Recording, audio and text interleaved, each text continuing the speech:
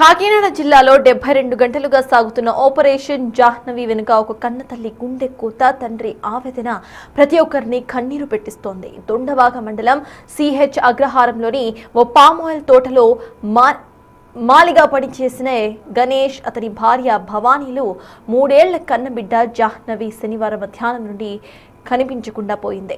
గణేష్, భవానీ దంపతులకు 2 ఆడపిల్లలే. శనివారం మధ్యాహ్నం తోటలో ఒక చిన్న కుక్కపిల్లతో ఆడుకుంటూ వెళ్లిన ఆ చిన్నారి ఆ తర్వాత తిరిగి రాలేదని తల్లి భవానీ కన్నీరు మున్నీరవుతోంది.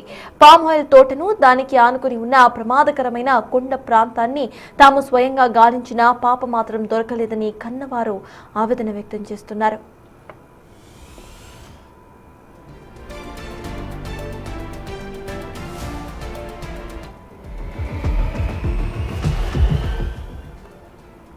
గణేష్, భవానీలది ప్రేమ వివాహం. గతంలో ఫైనాన్స్ లో కార్ కొని వాయిదాలు కట్టలేక ఒక చిన్న గొడవ జరిగింది తప్ప తమకు ఎవరితో కూడా ఎలాంటి శత్రుత్వాలు, గొడవలు లేవని తండ్రి గణేష్ చెబుతున్నాడు.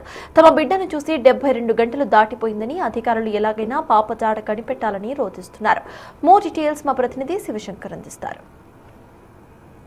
తుని నియోజకవర్గం దొండవాక మండలం సిహెచ్ అగ్రహారంలో అయితే 3 ఏళ్ల చిన్నారి మిస్సింగ్ కేసు అయితే ప్రస్తుతం వారి కుటుంబాన్ని తీవ్రంగా కలిచివేస్తుంది. ఒకసారి చూడొచ్చు, ఎన్డీఆర్ఎఫ్ బృందాలు కూడా ఇక్కడికి చేరుకుంటున్నాయి. అయితే కొండ మీద అంటే ఇటు పామాయిల తోటలోంచి పూర్తిగా కొండపైకి వెళ్ళి సెర్చ్ ఆపరేషన్ కొనసాగించుకుని కూడా మళ్ళీ వెనక్కి వస్తున్న పరిస్థితి కూడా మనం చూడొచ్చు. ఉదయం 5 గంటల సమయం నుంచి కూడా సెర్చ్ ఆపరేషన్ కొనసాగుతూనే ఉంది. అయితే పాపకు సంబంధించిన ఎటువంటి ఆచూకీ కూడా ఇప్పటి వరకు కూడా లభించలేదు. చూడొచ్చు మనం, మొత్తం కొండ ప్రాంతం కాబట్టి చేతిలో కర్రలతోటి వాళ్ళు సెర్చ్ ఆపరేషన్ కొనసాగిస్తున్న పరిస్థితి కనిపిస్తుంది.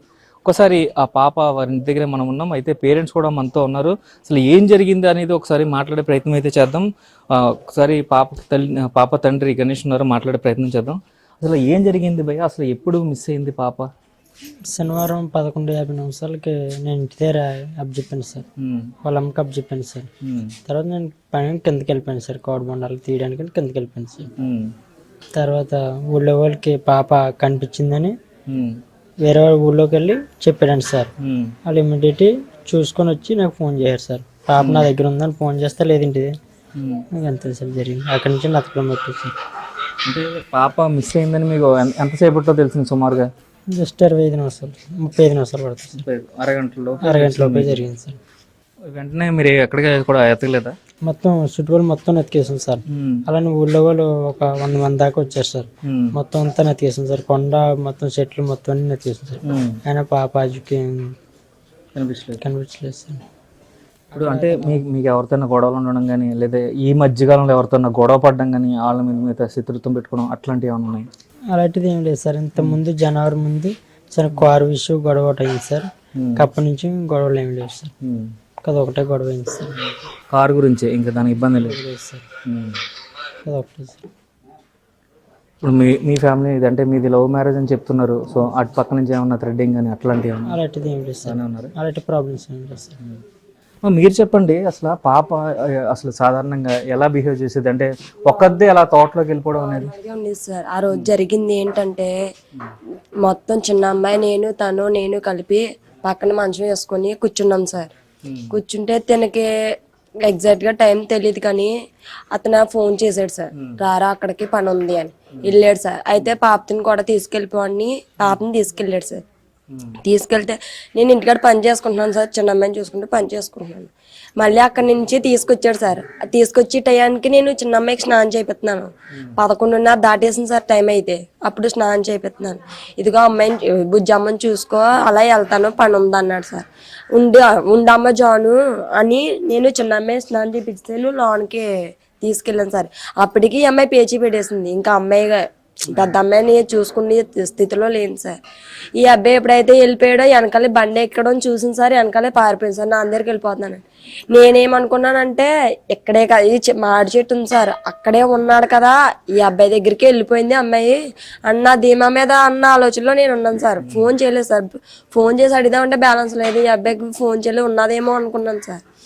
అలా 10 నిమిషాలు టైం ఎంత అవుతుందో తెలియదు. 10 నిమిషాలు అవ్వచ్చు, పావుగంట, ఒక అరగంట అవ్వచ్చు.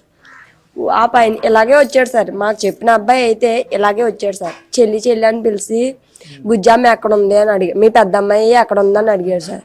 వాళ్ళ నాన్న దగ్గర ఉందా అన్యా, కొత్తపిల్లి కోచాడు దగ్గర ఉన్నాడు సార్ అన్నాను సార్. అంటే నేను ఒకసారి ఫోన్ చేసి కనుక్కో అన్నాను సార్. నా దాంట్లో బ్యాలెన్స్ లేదని నువ్వే చేసి కనుక్కో అంటే నెంబర్ వాళ్ళ ఫోన్తోనే చేసాడు సార్. గణేష్ మీ అమ్మాయి నీ దగ్గర ఉందని అడిగితే లేదు వాళ్ళ అమ్మ దగ్గరే ఉంది, నా దగ్గర లేదు, వాళ్ళ అమ్మకప్ చెప్పాను అన్నాడు.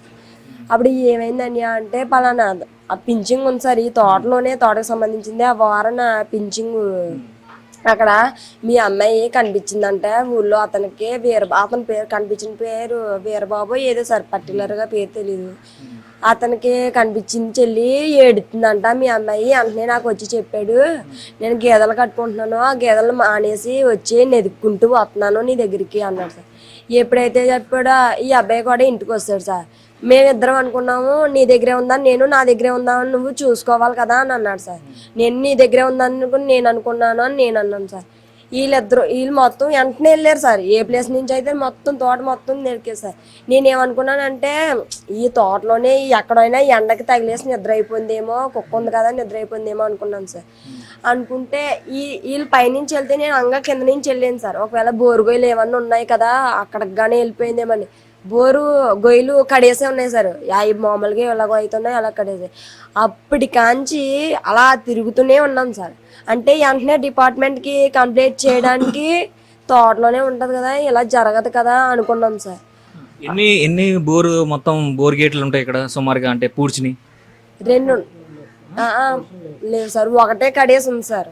దానికి ఒకటే కనిపించింది సార్ కడేసి ఉంది, గోతులు ఏమీ లేదు సార్, అన్నీ రన్నింగ్ బోర్లే సార్. అయితే అదకడం అలాగా ఊళ్ళో వాళ్ళకి తెలిసింది సార్. ఊళ్ళో వాళ్ళందరూ మొత్తం వచ్చి ఆడవాళ్ళు మగవాళ్ళు వచ్చి చెక్ చేయడం మొదలెట్టారు సార్. చెక్ చేసినా పిల్ల అక్కడ కనిపించకపోతే ఇంకా అందరూ వర్షం వచ్చింది సార్. వర్షం వచ్చేది గంటన్నర సేపు వర్షం వచ్చింది. ఆ వర్షంలోనైనా నెతికాను సార్. అప్పుడు అలా ఇంకా చీకటి ఓడిపోతుంది కనిపించలేదని డిపార్ట్మెంట్కి కేసు ఫైల్ చేస్తారు సార్. వెంటనే డిపార్ట్మెంట్ కూడా రెస్పాన్స్ ఇచ్చి డ్రోన్లు వచ్చి పోలీసులు వచ్చారు సార్. పోలీసులు వచ్చి ఫారెస్ట్ వాళ్ళకి వచ్చి వాళ్ళు మొత్తం అంతా తోట మొత్తం గాలించేసారు సార్. డిపార్ట్మెంట్ ఉంటారు కదా సార్ చెక్ చేసే వాళ్ళు కూడా వచ్చారు సార్. పిల్లల్ని మొత్తం చెక్ చేశారు, ఈ తోటలేటి ఇందులోనేటి బయటేటి. కానీ ఒక్క చిన్న డౌట్ సార్, అక్కడ ఎక్కడైతే పిల్ల కనిపించిందో తల వెంట్రుకలు పింఛన్కి తగులుకున్నాయన్నట్టుగా వీళ్ళు చూసారు సార్. వీళ్ళు ఎల్లోళ్ళు కుక్క వెంట్రుకలును పాప తల వెంట్రుకలు. అది సార్ డౌట్ ఇప్పుడు మాకు ప్రెసెంట్ అయితే, అది బయట ఉందో వెళ్ళిపోయిందో అని అది సార్ డౌట్. చిన్న పాప అంత దూరం ఎలా నడవగలదు అనేది అందరికీ ఉన్న డౌట్. ఏంటంటే చాలా దూరం కదా ఇక్కడ నుంచి ఇప్పుడు ఆ ఇంటికి. సార్ మేము ఫస్ట్ నుంచి ఉన్న డౌట్, ఇక్కడ నుంచి మనం వెళ్ళడానికి దాదాపు ఈ గడిలోంచి వెళ్ళడానికి ఇక్కడ నుంచి అక్కడికి వెళ్ళడానికి అరగంట పడేది సార్. మనం వెళ్ళడానికి అలా అరగంట కప్పున పోగొంటున్నా అంత అమ్మాయి అక్కడికి వెళ్ళిపోయిందంటే నమ్మలేము సార్ మనం అయితే. అది కూడా డౌట్ ఉంది సార్. ఎవరైనా గొడవ పడడం కానీ అనుమానంగా తిరగడం కానీ లేదు. ఇంటి సరౌండింగ్స్ లో అయితే ఎవరో రాలేదు సార్. మరి ఆ తోట అంటే ఉన్నారో ఎవరైనా ఉన్నారో తెలియదు సార్. ఇంటి వరకు వచ్చి మళ్ళీ భయపించడాలు అలాంటివి ఏం లేదు సార్. మాకంటూ గొడవలు మా ఫ్యామిలీ పరంగా కానీ ఏ గొడవ లేదు సార్. గొడవ అంటూ అయ్యింది అంటే కారు గురించి అప్పుడు కొంచెం చాలా పెద్ద గొడవ అయింది సార్. ఆ గొడవే, ఇంకా అదొకటే గొడవ. ఈ మధ్యలో తిన వైపు నుంచి కానీ నా వైపు నుంచి కానీ ఫ్యామిలీ పరంగా నుంచి కానీ గొడవలు ఏం లేవు సార్. మరి జరిగింది ఏంటంటే ఒకటి పిల్లని అయితే అక్కడ చూసానన్నారు సార్. మరి అది చూసింది ఎంత దూరం ఎలా నడిచిపోయింది అనేది ఒక డౌట్ సార్. మరి ఏం జరిగింది చూసిన అతనితో మీరేం మాట్లాడలేదు? అడిగితే ఇక్కడే ఉన్నదే నేను చూసాను, కుక్క వచ్చేసింది ఆ మీదకి వెళ్ళిపోయాను అన్నాడు. అతను మళ్ళాగా అంత తెలివైనోడు ఏం కాదు సార్, కొంచెం అమాయకత్వం. లేకపోతే అతనే తీసుకుంటే సరిపోను సార్. అతను కొంచెం అమాయకత్వం వల్ల అతను వెళ్ళిపోయాడండి సార్. మరి ఏం జరిగిందో తెలియదు సార్. డిపార్ట్మెంట్ అయితే వెంటనే రెస్పాన్స్ ఇచ్చింది సార్ మాకైతే. అయినా ఆజూకి డ్రోన్లు వచ్చాయి, అయినా ఆజూకి తెలియలేదు సార్. మీ ప్రెస్ వాళ్ళు, మీ మీడియా వాళ్ళు, మీ పోలీసులు, ఆర్మీ వాళ్ళు మీరే అప్ చెప్పాలి సార్. మీ డిపార్ట్మెంట్ వాళ్ళే అప్ చెప్పాలా. మా బిడ్డ కాదు సార్, మీ బిడ్డ అయ్యే మీ మీద ధైర్యంతోనే మేము ఉన్నాం సార్. మా బిడ్డను మీరే అప్ చెప్పాలి, మీ మీద ధైర్యంతోనే ఉన్నాం సార్. మీరు ఏం చేస్తారో మాకు తెలీదు, మా బిడ్డను మాకు మీరే అప్ చెప్పాలి, మీరే న్యాయం చేయాలి సార్. ఇది చూసుకున్నట్లయితే ఆ పాప తల్లి చెప్తుంది పోలీసుల మీద ఆఫీసర్ల మీద విశ్వాసం ఉంది. ఖచ్చితంగా ఏదైతే వీరందరూ కూడా మా పాపని అప్పచెప్తారు అనే ఒక నమ్మకంతోనే బ్రతుకున్నాం అంటూ కూడా చెప్తున్న పరిస్థితి కనిపిస్తుంది. అయితే ఇద్దరు ఆడపిల్లలో మొదటి ఆడపిల్ల కాబట్టి ఆమెకి సంబంధించి ఎట్టా పరిస్థితుల్లో కూడా ఆచూకీ తెలుసుకోవాలి. ఖచ్చితంగా మా పాపని ప్రాణాలతో తిరిగి తీసుకురావాలంటూ కూడా ఆశాభావం వ్యక్తం చేస్తుంది. ఖచ్చితంగా పోలీసులు వెంటనే రెస్పాండ్ అయ్యారు కాబట్టి పూర్తి స్థాయిలో అయితే విచారణ చేపట్టి పాపని మాకు అప్పగించాలంటూ కూడా దీనంగా అభ్యర్థిస్తున్న పరిస్థితి ఇక్కడ కనిపిస్తుంది.